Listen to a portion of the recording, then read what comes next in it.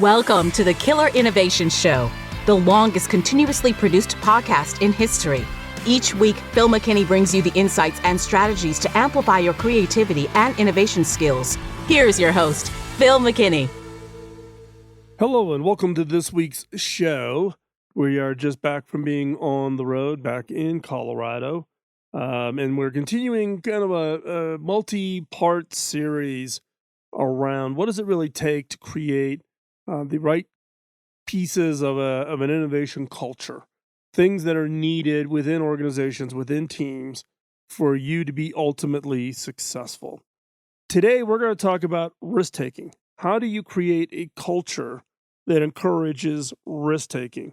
Now, without risk-taking, there's not much you're going to be able to achieve from an innovation perspective. Now, keep in mind, not everybody on your team nor everybody in your organization is comfortable with risk. But as an innovation leader, as an innovator yourself, you needing to get comfortable with risk-taking, taking risk in confidence is important. And there are pieces that you can put in place in your culture that encourages it, that encourages risk-taking. Now, it's not crazy risk-taking, but risk-taking appropriate for the innovation effort that you're trying to achieve. So, in today's show, we're going to talk about the three factors that encourage risk-taking. And the three factors are openness, collaboration, and transparency. Now, it goes much beyond those, just simply whipping those off, because there's a type of openness that I believe you need to have.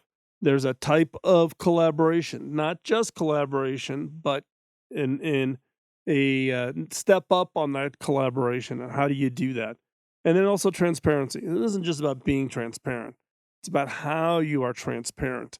That builds confidence and trust such that people are willing to step out and take those risks. So that is the topic for today's show, the three factors that encourage risk-taking. But before we jump in, got a favor to ask. Can you follow us over on social media? Can you like, follow, and share today's episode? This is an important episode. A lot of leaders, not just innovation leaders, but leaders within organizations. Could be your CEO, could be your chief innovation officer, your CTO, your VP of innovation, whatever roles or titles within your organization. The encouraging of risk-taking is a hard one. It's hard for people to kind of get their arms around it. It kind of feels like, I just go around and do rah-rah. Yeah, go take risks, go take risks. No, here are the three factors. And so I want you to encourage you to go find those leaders and forward the show. Share it with them. Help us spread the word about the podcast. That helps us get the word out, helps others become better equipped, more equipped, and achieve career success. And so with that, without any further ado, let's jump into this week's episode.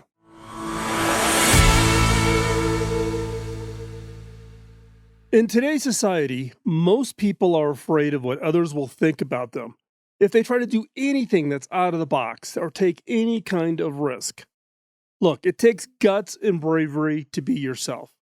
In the age of social media, where everyone can have an opinion on everything and everyone, it's easy for many people to lose sight of who they actually are and what makes them special. Lady Gaga probably said this best in a recent quote. "The riskiest thing I've ever done this year is to risk being me." So how do leaders and individuals combat this fear of taking risks with self-confidence so that you never stand in the way of your own success? Leaders play a pivotal role in innovation risk-taking. They can either discourage or encourage risk-taking. Now look, innovation can be scary, which is precisely why most companies choose not to move forward. They choose to stagnate over time as their industry becomes increasingly more competitive. However, by creating an environment where taking risk isn't seen as a taboo, but rather something that should be encouraged, you'll find that your organization is changing and growing for the better. There are several factors that make up the foundation of an effective cycle for innovation, experimentation, and improvement. Risk-taking is one of those.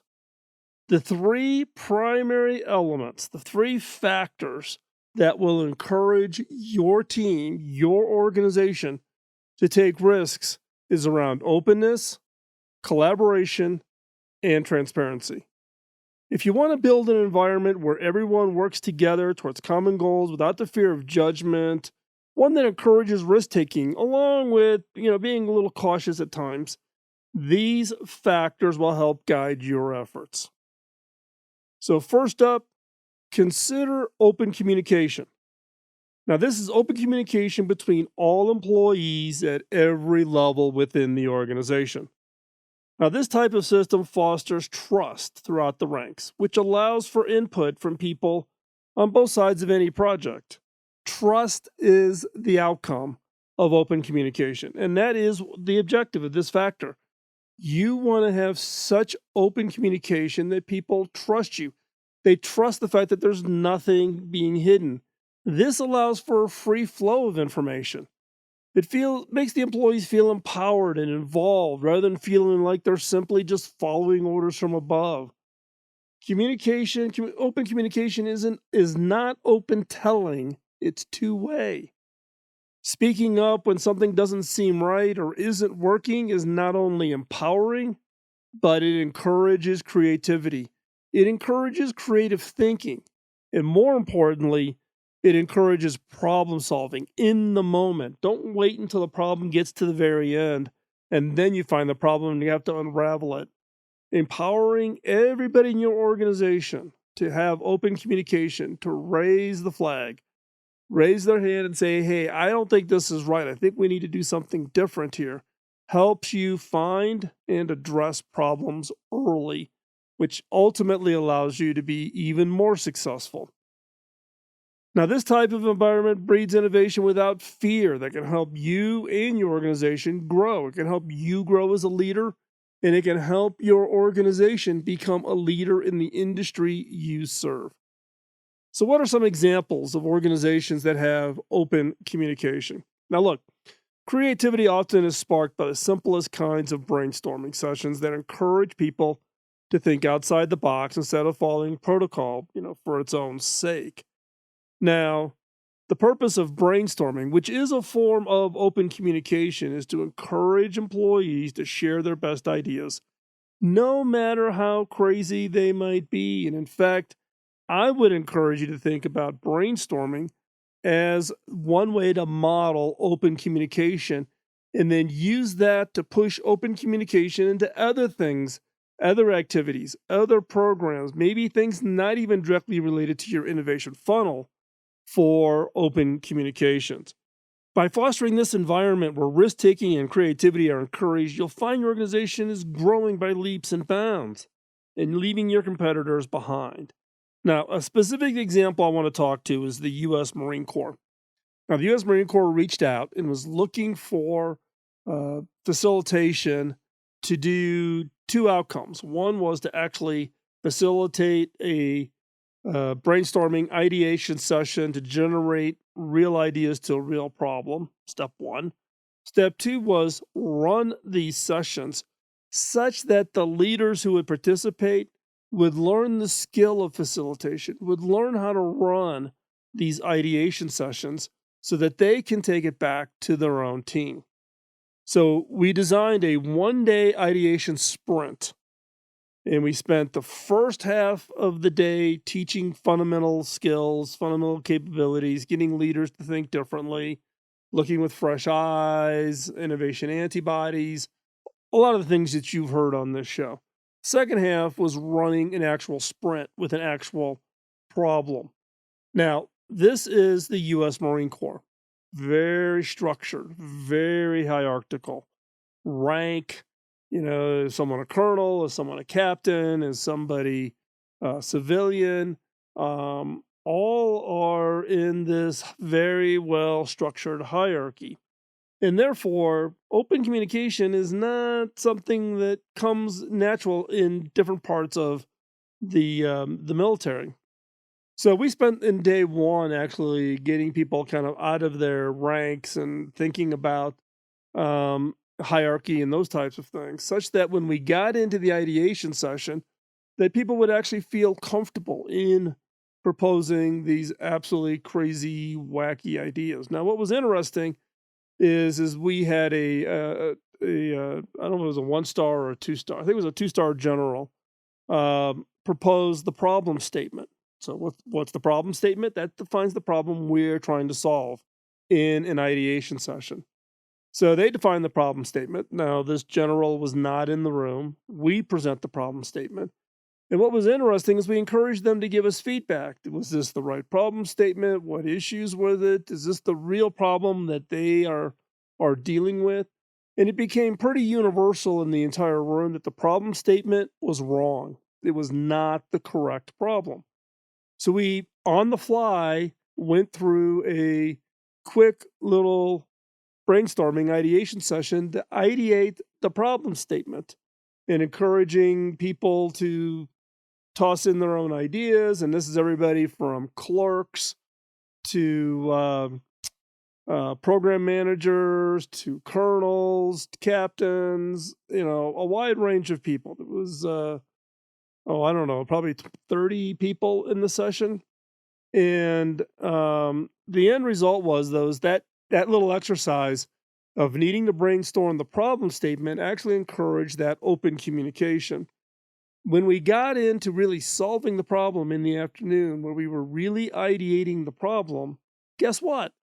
That open communication, that modeling of open communication, not being judgmental on the ideas, not being negative on somebody's input or looking down on somebody because of the role they have within the organization. That open communication actually resulted, I think, and the people in the room agreed, with even better ideas and encouraged everybody to contribute.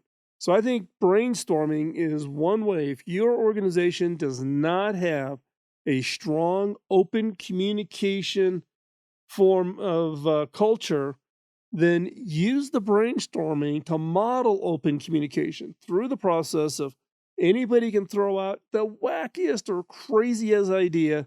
Nobody's allowed to dump on it. Nobody's allowed to be judgmental about it. No rank applies in a brainstorming session. Doesn't matter whether you're the CEO or you're the receptionist. Everybody's participation is of equal value in that brainstorming session. Use that brainstorming activity as a way to model what can be the upside to open communications. You need something to model. If your organization is not already in that mode of thinking, then you need to model it. Model it using this way of communicating inside the brainstorming session. And then model it outside. Get people to be open to it. Run your team this way. Maybe the other teams don't run this way. Model your team. Set the seed. Plant that seed that then starts to become part of the expected norm inside of the organization. Now, the second factor that encourages risk-taking is active collaboration. Now, active collaboration is taking collaboration to the next level. Most organizations look at collaboration inside, I'm talking about with across teams and such, as something that just magically happens. It is the result of people kind of leaning back and somebody having some kind of a relationship with somebody on another team, and they reach out and have a conversation, and then all of a sudden this collaborative effort kind of just emerges. Active collaboration is completely different. Active collaboration is the result of design and intent. You're not waiting for someone to offer to help. You are designing the collaboration, designing how the interaction, how the teams work together, how that is going to be supported. How is that going to be designed? You're not sitting back waiting for it to magically happen. You design and construct your collaboration by looking for opportunities to leverage capabilities, expertise, resources, diversity of thinking styles, experiences. As a leader, if you're putting together a team, even if you don't have a leadership title officially, but you're trying to put together a team. It may even be something you're maybe doing a little stealthy within your organization. You're looking to pull some people together. Active collaboration. Design the collaboration. Look at capabilities. Do you need to collaborate with somebody that has access to the supply chain? Because eventually you need to ship a product and generate revenue. Or you need certain expertise, and expertise is over in some other part of the organization. You just need resources. You need hands and feet and bodies to do work.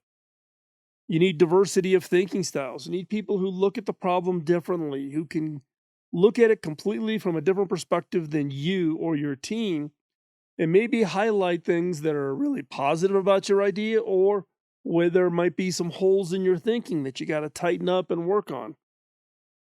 And you need people also maybe who have different experiences. Maybe somebody who's led a program similar to yours that did it successfully in your organization. Maybe they need to be part of collaboration. The key here is design and construct your collaboration. Don't let it just accidentally happen. Think about who do you need to be part of this collaboration effort? Who are they? And then how do you go invite them? Go inviting them to be part of it. For instance, when engineers work alongside designers who work together with marketers all across different levels within an organization, everyone feels involved in a process that will ultimately improve the end result. Rather than just having engineers do work and then throw it over the wall, this collaborative effort of saying, man, we have engineers, maybe we need to have some designers, maybe we need to have marketing involved in this. We don't need to all have it be all the VPs huddling up together and then passing down what everybody within the organization needs to do. It's getting people all across the organization, making them feel part of the project. It's not your project, and you're granting them the special privilege to participate. It's their project also. It's a collective our project. That is what collaboration is all about. And by involving all employees in everything from start to finish, don't get all the design work done and then open up for collaboration. Start from the very beginning. But when you get all employees from start to finish, even if their role seems insignificant compared with other teams within the organization who are involved on your project, you'll find that these types of efforts can lead to impressive results. Because why? Because you're drawing on each person's unique strengths and abilities. Strengths and abilities that may not even be obvious to you. That person who's sitting in finance who like, okay, what do I want? Why do I need finance in this project? But they may have some background. They may have an interest. They may have a perspective. They may have started their career in something that you aren't even aware of in their background that all of a sudden gives you some unique insight. So involve all employees. And by doing that, trust me, I've seen this happen 1,000 times. You will get much better results through active collaboration. So let me give you an example. So I was invited, this is many, many years ago, to be part of the Innovation Advisory Board for Roche Diagnostics. So Roche Diagnostics, their primary business is those little test strips people use to test their blood sugar levels if you're a diabetic, type 1 or type 2 diabetic. So the head of the innovation team at Roche is a listener of the podcast. We've gotten to know each other. He reaches out and asks, they're putting together an internal group of leaders, and this would be like the head of Roche, the diagnostic side for diabetes care, and some other people. It's a handful of people, 4 or 5 people total. And they asked me if I would join this innovation advisory board as the one outside member. I'm like, yeah, it sounds interesting. Sure. So we started down this path, and the focus was on type 2 diabetes. So what could Roche do to improve people's lives who are needing to live with type 2 diabetes? And so one of the suggestions that came up is, hey, let's think about maybe not building a non-traditional team. So I working with the Roche team. thought about, let's think about all the different people that would make for the perfect team, not irrespective of whether somebody is inside of the diagnostics team or they're in some, Roche Pharmaceuticals or Roche Devices or wherever they are across the organization. And rather than waiting until the project got done, and we started right from the very beginning before we even knew what the idea was, all we knew was the problem statement. How do we make lives better for those that are type 2 diabetics? And we invited people from across Roche. Now, that has never happened because typically people want to keep the idea to themselves. They're going to cover it up, they're going to hoard it. They don't want to share it until it gets to a certain stage such that nobody can ever say no or stop the work. But instead, we reached out right from the very beginning and said, hey, we don't know what the answer is, but here's the problem. Would you be willing to collaborate with us on this and come up with this, no matter where it leads? It could lead to a device. That means it's your area. It could lead to diagnostics, could be in this teams, it could be, in pharmaceuticals. Who knows? We're not preconceiving. Let's collaborate on type 2 diabetes care. And this team came together. It involved multiple product lines, some totally unrelated to diabetes, but there was people there that had certain expertise. And this team came together, refined the problem statement, and then ideated over a series of time and ran a bunch of experiments to identify things that Roche could leverage from their own capabilities, their own market presence, etc., to look at type 2 diabetes differently. And the end result was a big success. And so, that's an example of breaking the mode of traditionally everybody working on an idea is all part of one team, or two, you come up with an idea, but you hoard it. You don't share it. You don't invite others to co-own it with you or collaborate with it on it with you. And I would encourage you to get out even before you've defined the idea, when you're still defining that problem, and architect and design an active collaboration, not just collaboration, active collaboration. That's the difference. That's what will drive to great success. The third factor about encouraging risk taking is what I would call extreme transparency. Extreme transparency. Now, why is transparency so important? When employees at every level are aware of not only major changes, but also minor ones that have been made or will be implemented, especially those that are going to affect their work environment, they feel empowered, they feel included. Now, when I talked about open communication, I'm talking about the project. When I'm talking about active collaboration, I'm talking about the project. When I'm talking about extreme transparency, I'm talking about this across the entire organization, about everything you do. Like, what's your policy on reopening the offices for COVID? Are you doing that in a transparent way, or are leaders huddling up in a back room and then just simply giving the answer? Again, when employees, doesn't matter what level they are, but if they're aware of anything that's a major or significant change, and they're aware of it as it's being decided, as it's being contemplated, and how that process is going, they will feel empowered. They will feel included rather than simply being told how things are going to be done from here on out. They are actually engaged. Transparency, again, builds trust, like open communication, and it breeds confidence at every stage along the way. Now, you'll find that this type of system encourages people to take risks without fear because there's no need for secrecy. What's the opposite of transparency? Secrecy. I can't tell anybody. I'm not going to share with anybody. I'm going to keep it to myself. But if you have extreme transparency, there's no need for secrecy behind decisions. Once everyone has had ample opportunity to voice concerns and ask questions along the way, leaders make the decisions and everybody moves forward.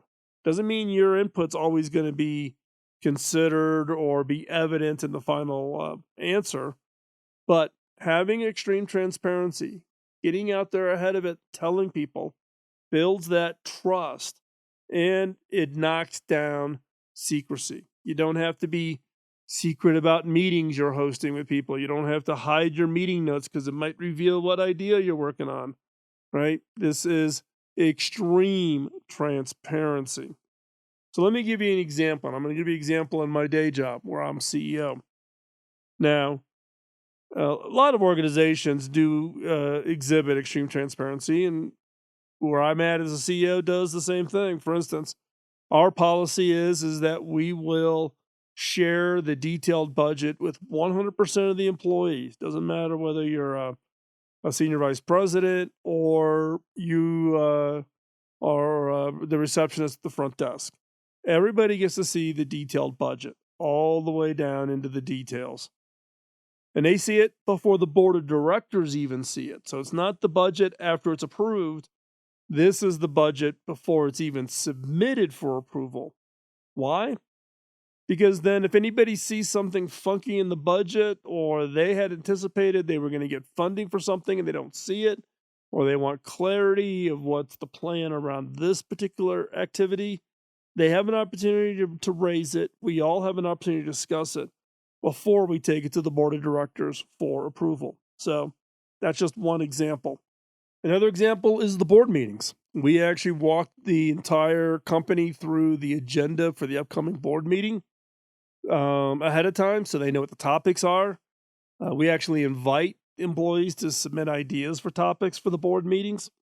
And that transparency, they're not worried or concerned that there's some secret, stealthy conversation occurring, in a board meeting that could affect jobs or, funding or whatever.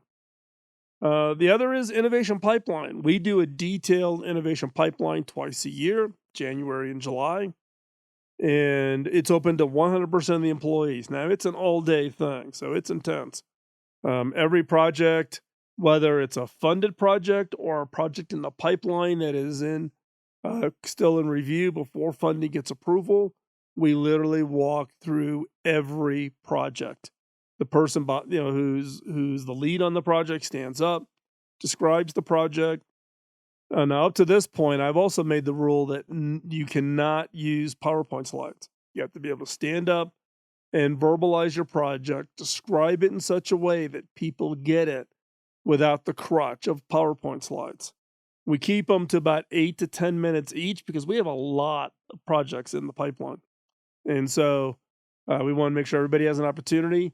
So they present 8 to 10 minutes, and then it's another 8, 10, up to 15 minutes, maybe in some cases, of Q&A around an idea. And then we're off on to the next idea. But we allow everybody to see every project in the innovation pipeline. So those are just some examples of the extreme transparency where I am at as the CEO. It's around budget, board meetings, the innovation pipeline reviews, different teams rotate where they do what's called a QBR, quarterly business review, where they walk through all of their deliverables and how they do. Were they good? Were they okay? Did they miss on some stuff? Okay, that's fine. We are big believers in OKRs, objectives and key results. And our OKRs are 100% public and transparent. You can log on to a system. You can see every objective and current status against key results, against every project team and against every project inside of the organization. So there's no hiding. Everybody knows, and it automatically will bubble up those that are falling behind. And more, it's not so much to sit there and point fingers and say, why are you behind? What are you going to do to make it better? It's somebody in another part of our organization say, hey, I see you're having a challenge on this one area. We're doing something similar, or I've got an idea, or I've got a few free cycles. Is there some help I can give you to help close the gap on the key result? Why is this so important? Because the way we structure the bonus within our organization is 70% of our bonuses are paid out based on the overall team organization results, and only 30% is on the individual. So 30% of your bonus is determined by what things you directly control. 70% is tied to the overall team's achieving its objective. And by having the metrics set up that way, people are looking around to say, is everybody on track? Is somebody behind? Can I go help them if they're struggling or if they're challenged? So again, that is how we've chosen to set it up, and it's worked pretty effectively for us. So again, extreme transparency, being open and sharing in such a way that people just have that confidence factor, that confidence that there's no hidden agenda, there's nothing going on behind the scenes. It builds confidence in the leadership. It builds confidence in themselves, in their ability to also be transparent. They don't have to be secret. They don't have to hide a mistake or something they missed on. They can be open. They can be transparent with it. It's nobody gets beat up and such. It's about being transparent such that the organization can achieve its overall long-term objectives. Now, when it comes to risk taking, I wanted to find a good example that was kind of an overarching one. And the one I found was, when I really think about it, is the U.S. Navy SEALs. These are the best of the best. These are the people you send in when nothing else is going to work, where you need really the teams that are working at the absolute pinnacle of skills and ability. And it's high risk. It's people, many Navy SEALs get injured, many Navy SEALs actually get killed in combat. The risk-taking culture of the SEALs has contributed to, though, a whole series of new ideas and innovations that ultimately better prepare them for their mission. They have a process whereby and the after action reports. So when they come back off of a mission, they do an after action report, which details out how the mission go, what worked, what didn't work, what would they have done differently, what step in the plan did they not account for that they should make sure they do the next time. How did the equipment operate? Was there an equipment issue? What was the issue? Is there a recommendation or ideas around new capabilities to do these kinds of missions? These after action reports become critically important. And in addition to that, the SEAL leaders, the people who are running the SEALs teams, they've learned that good risk takers are reliably outstanding performers. Look, not everybody in your organization is comfortable with risk. It's a personality trait. But when you find those that are really good risk takers, meaning they take the risks, but they know how to manage it, they know how to run it, good risk takers are reliably outstanding performers. They are often more prepared, more energetic, and more motivated than most other people on the team.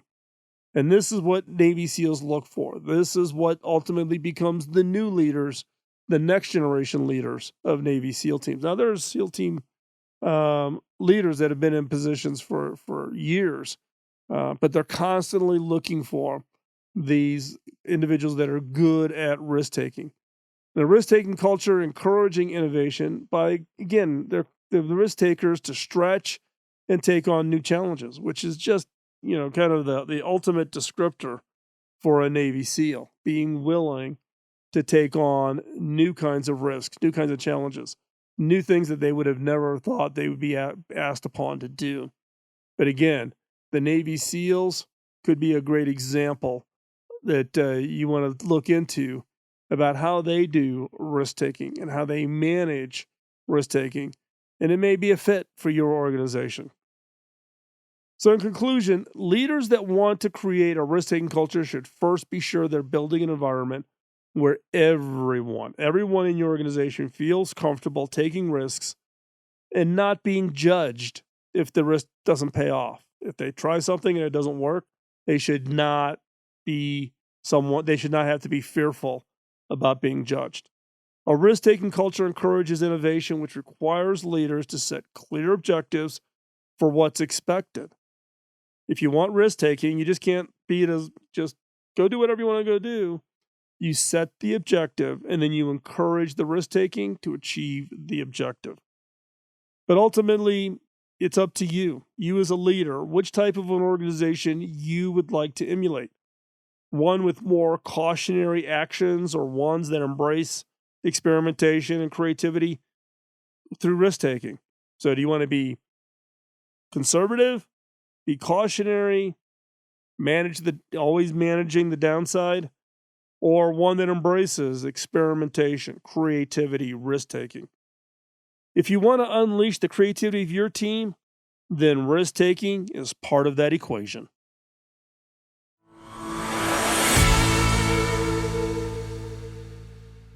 So, of the three factors, which is the one that you find the hardest? Now, for me, it is around this open communication. Now, you may think this is hilarious, but I'm actually an introvert, not an extrovert. Now, you're saying, come on, Phil, you've been doing this podcast for 17 years. You do all this public speaking. You've been on TV and radio and all of this. Yeah, I can do that in the context of the job, the role, the task. But if you ask me what my natural stance is, I'm a homebody. I'm just as happy to sit on the couch, catch up on my DVR shows. It's being on my bus in some remote area like Joyce, Washington, and being in my bus all day long, just piddling away, working on websites, writing articles, writing scripts for the podcast. That's kind of my style. Now, people though when they meet me and I'm in person and I'm kind of got the energy level up, I come across as extrovert, but I'm not. So for me, open communication is the one that I personally have to work on. That's the one I probably struggle with. Not because I'm trying to be sneaky or not being open, but I can sometimes give a I don't know, persona off on people that makes it tough for people to approach me. Makes it tough for people to feel confident they can tell me something, whether it's negative about me, negative about the show, negative about the work I'm doing, negative about some decision we've made in my teams or whatever. Right. So open communication is the one of the three that I have to work on. So where are you at? Of those three in your role as a leader, what which one of those three is the one that you need to work on? And then what's the one of the three that your organization needs to work on? But look, you need to have all three of these. Open communication, you need to have that active collaboration, not just collaboration, but active collaboration, and you need that extreme transparency. So, take a step back, think about it within your organization, and what's the next step you're going to do to make sure that these three factors that encourage risk taking are embedded and foundational inside your innovation culture. With that, let's wrap up today's show. Thanks for taking the time out of your busy schedule to join us. I do appreciate it. Time is the most valuable asset all of us have. It's only a limited amount of it.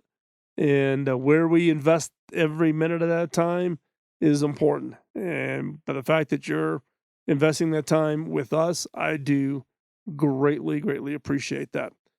A couple of updates. One is we've been expanding the availability of the newsletter.